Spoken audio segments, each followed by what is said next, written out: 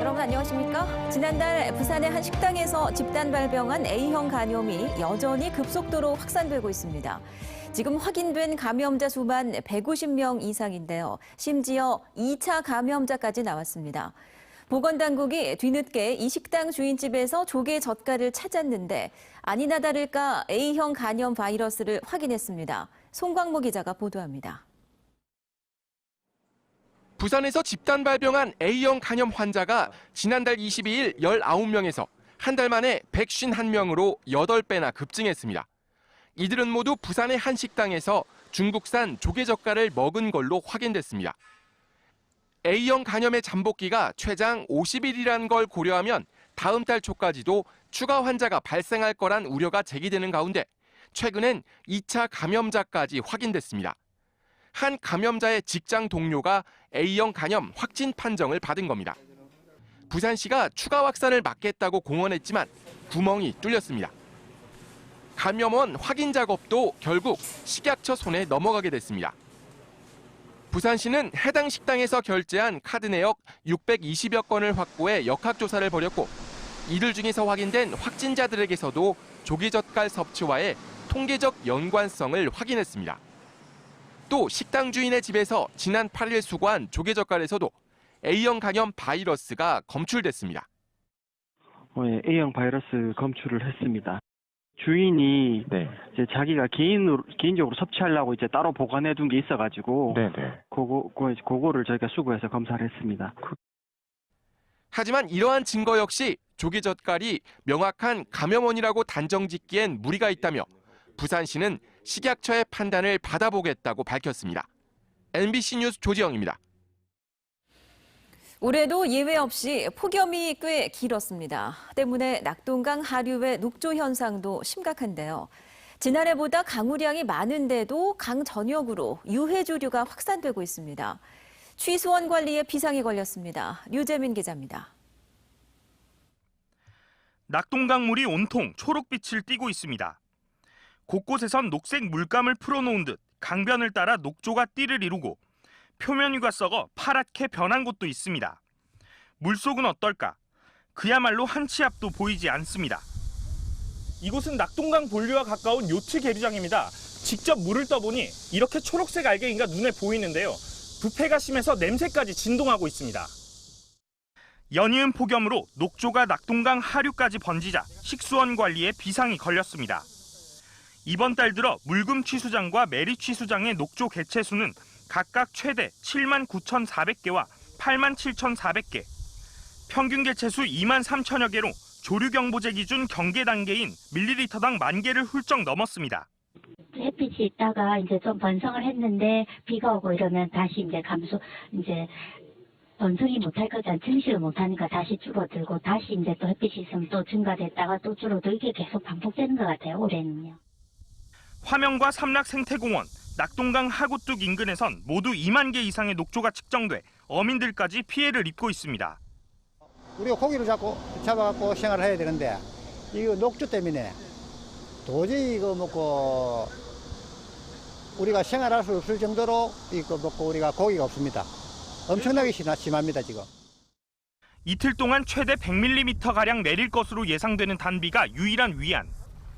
부산시와 경남도가 낙동강 조류 문제를 함께 해결해 나가기로 했지만 해마다 심각해지는 녹조로 인해 낙동강을 식수원으로 사용하는 시민과 어민들의 불안감은 더욱 커지고 있습니다. MBC 뉴스 류재민입니다. 학교가 몰려있는 이곳 교사 건물 옥상에 이 시설들이 보이시죠? 이게 다 태양광 발전시설입니다. 부산에 2006년부터 설치되기 시작한 이 태양광이 지금은 무려 190개 학교에 이르고 있습니다. 이 태양광 시설, 평균 수명이 25년이니까 중간에 이를 철거하지 않는 이상 한 번 설치되면 25년 동안 이 학교 건물은 개축이나 보강이 어렵습니다. 그런데 지은 지 30년이 넘은 학교 건물에 이 태양광을 설치했다면 이러면 최소 지은 지 50년이 넘도록 건물은 개축이나 보강을 못하게 되는 겁니다. 조승원 기자가 보도합니다. 시내 한 고등학교 본관 옥상에 태양광 시설이 꽉 들어차 있습니다. 임대료를 받는 조건으로 태양광 사업자의 옥상을 빌려준 겁니다. 이 건물의 건축물 대장입니다. 사용 승인일은 1971년. 하지만 실제는 이보다 훨씬 더 오래전에 지어졌습니다. 62년도에 개조해서 계속 증축해서 이렇게 세웠거든요. 오래되고 저렇게 하중 있는 게 올라오니까. 계산을 해보면 2014년 태양광 설치, 이미 이땐 지은 지 52년. 여기에 태양광 설비 수명 25년을 감안하면 태양광을 철거하지 않는 한 지은 지 77년이 될 때까지 이 건물은 개축이나 보강을 못하고 이대로 쭉 사용해야 한다는 결론입니다. 거의 그런 경우는 없습니다. 해체하기도 그렇고 설치보다 해체하고 옮기는 게 비용이 더 들 수도 있거든요. 이 학교도 6년 전 1억 2천만 원을 들여 옥상에 태양광을 설치했는데 1971년부터 건물을 사용했으니 지은 지 48년이나 됐습니다. 73년인가요? 그래서 그렇고 이 현관도 없었는데 계단도 없었는데 계단도 만들어진 거고. 태양광 설비의 내구 연한을 감안하면 중간에 태양광을 철거하지 않는 이상 이 건물도 지은 지 67년이 될 때까지 개축 또는 보강이 어렵습니다. 신에너지 및 재생에너지 개발 이용 보급 촉진법입니다. 공공기관 건축물은 연면적 1000제곱미터 이상 신축 또는 증개축할 경우 의무적으로 태양광을 설치해야 합니다.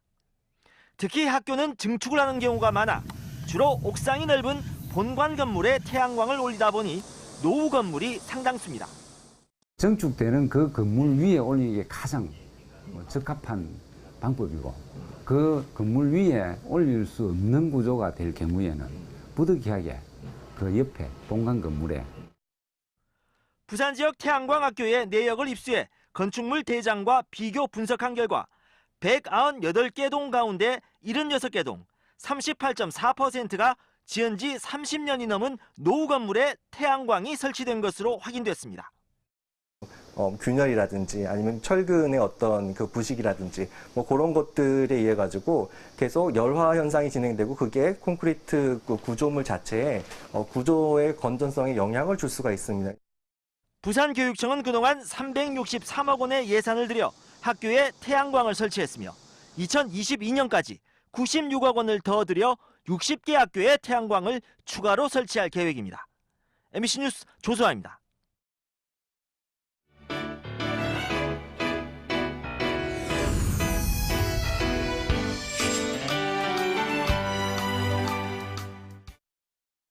소상공인 기획보도, 오늘은 다시 창업 얘기 해보겠습니다. 창업 전 교육이나 정보 관련 프로그램 이 시간을 통해 몇 차례 소개해드렸는데요. 그런데 창업 전에 미리 내 가게를 운영해 볼 수 있는 기회가 있다고 합니다. 예비 창업자분들은 한번 챙겨보시면 좋겠습니다. 정은주 기자입니다. 대학가 앞의 한 카페입니다. 지역 작가들의 수공예 작품 판매부터 전시 무료 대관, 취업 등 고민거리를 함께 생각할 수 있는 다양한 프로그램까지 제공하면서 경쟁 치열한 대학가 일대에서 창업 3년 만에 특색 있는 카페로 자리 잡았습니다.